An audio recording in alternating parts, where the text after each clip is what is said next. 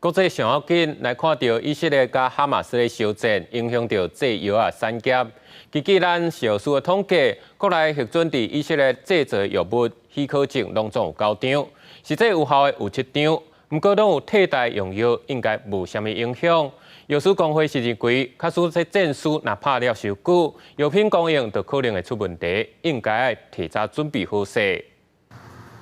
这款是以色列制造的阿兹列特定，是专门用来治疗原发性的帕金森氏症。即摆以色列是互哈马斯毒袭，战火继续升温，嘛互外界烦恼讲，国内药品市场会连带受到冲击，开始欠。目前来讲，它都是所谓的学名药。 不是原厂药，好，所以相对这些原厂药，台湾本来就有在供应了，好，那不受这个战争的直接的影响。那其他这些学名药，其实台湾的药厂也都有生产。消息第一点了统计，国内目前核准伫以色列制造的药物许可证拢总有9张，实际有效的干那7张，拢是合并药啊，嘛拢有替代的用药，暂时未去影响到个人的用药。 分别为皮肤感染的局部治疗药品，如针茎感染的癣症、湿疹等，以及原发性帕金森氏症、复发型多发性硬化症等用药，均有替代药品。是药师讲，台湾拢有共成分、共剂量、共剂型的药品会当代替。